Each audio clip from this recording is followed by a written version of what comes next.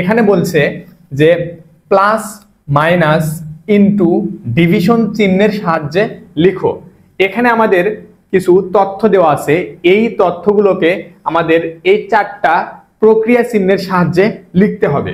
তো প্রথমেই দেখো কি দেওয়া আছে, প্রথমে দেওয়া আছে x এর 4 গুণ থেকে y এর 5 গুণ যোগ, অর্থাৎ x এর যদি 4 গুণ করি তাহলে আমরা লিখতে পারি 4x, এখান থেকে y এর 5 গুণ 5y, এই দুইটা কি করতে বলছে, আমাদের যোগ করতে বলছে, তার মানে আমরা এখানে লিখব হচ্ছে প্লাস।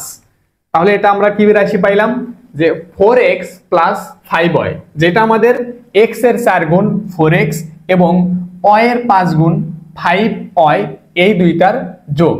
আচ্ছা, পরবর্তীতে কি আছে, পরবর্তীতে আছে আমাদের a এর দ্বিগুণ থেকে b বিয়োগ, অর্থাৎ a এর দ্বিগুণ আমরা লিখতে পারি 2a, সেখান থেকে বিয়োগ করতে বলছে আমাদের b, অর্থাৎ 2a মাইনাস b, একটা রাশি পাইলাম এই তথ্য থেকে।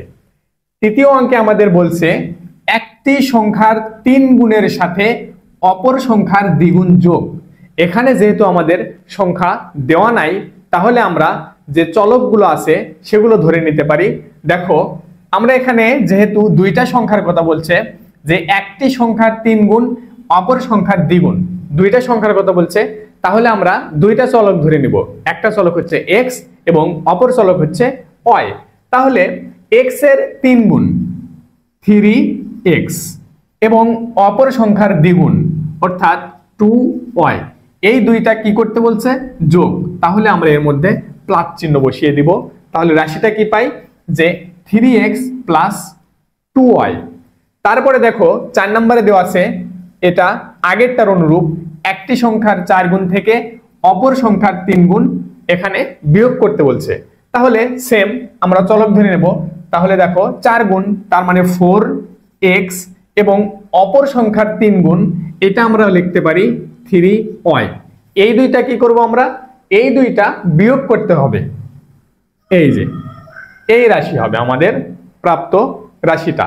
তাহলে আমরা বলতে পারি 4x মাইনাস 3y। তারপরে দেখো 5 নম্বরে দেওয়া আছে a থেকে b এর বিয়োগফলকে।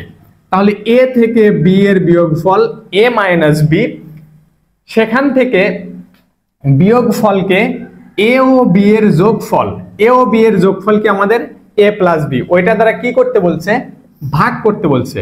তাহলে আমরা a মাইনাস b কে ভাগ করব a প্লাস b দ্বারা।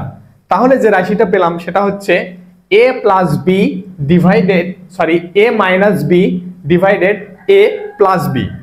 তারপরে দেখো 6 নম্বরে আমাদের দেওয়া আছে x কে y দ্বারা ভাগ করে ভাগফলের সাথে 5 যোগ। তাহলে আমরা প্রথমে কি করব, x কে y দ্বারা ভাগ করলাম, সেই ভাগফলের সাথে আমরা যোগ করব হচ্ছে 5, অর্থাৎ যে রাশিটা পেলাম সেটা হচ্ছে x ডিভাইডেড y প্লাস 5। তারপরে দেখো এখানে বলছে যে 2 কে x দ্বারা, 5 কে y দ্বারা, 3 কে z দ্বারা ভাগ করে প্রাপ্ত ভাগফলগুলো যোগ।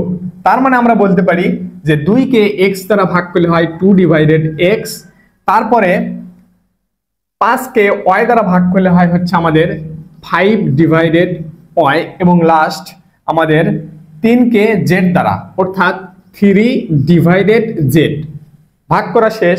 এরপরে কি বলছে, যে ভাগফলগুলো আমরা পেলাম সেগুলো আমাদের কি করতে হবে, যোগ, অর্থাৎ এর মাঝখানে আমরা যদি প্লাস চিহ্নগুলো বসিয়ে দিই তাহলে যে রাশিটা পাবো সেটাই আমাদের এই তথ্যের আলোকে প্রাপ্ত রাশি, যেটা হচ্ছে 2 divided x plus 5 divided y plus 3 divided z। এরপরে দেখো আমাদের 8 নম্বর অঙ্কে বলছে যে a কে b দ্বারা ভাগ করে ভাগফলের সাথে 3 যোগ। তাহলে আমরা কি করব, a কে b দ্বারা ভাগ করব, ভাগ করার পরে যে ভাগফলটা পেলাম তার সাথে যোগ করব হচ্ছে আমাদের 3। আচ্ছা, তারপরে দেখো আছে p কে q দ্বারা গুণ করে প্রাপ্ত গুণফলের সাথে r যোগ, অর্থাৎ p এবং q যদি আমরা গুণ করি সেই গুণফলের সাথে যোগ করতে হবে আমাদের r। যে রাশিটা পাবো p P into Q plus R. আচ্ছা, লাস্ট যেটা আমাদের আছে এখানে বলছে এক্স কে ওয়াই দ্বারা গুণ করে প্রাপ্ত গুণফল থেকে 7 বিয়োগ করতে হবে। তাহলে প্রথমে আমরা কি করব, এক্স কে ওয়াই দ্বারা গুণ করি, তাহলে আমরা লিখতে পারি এক্স ইন্টু ওয়াই। সেই গুণফল থেকে আমাদের বাদ দিতে হবে হচ্ছে আমাদের 7, অর্থাৎ -7। যে রাশিটা পেলাম আমরা বলতে পারি যে এক্স ওয়াই -7। তো এগুলো ছিল আমাদের 2 নম্বর অঙ্কের সমাধান।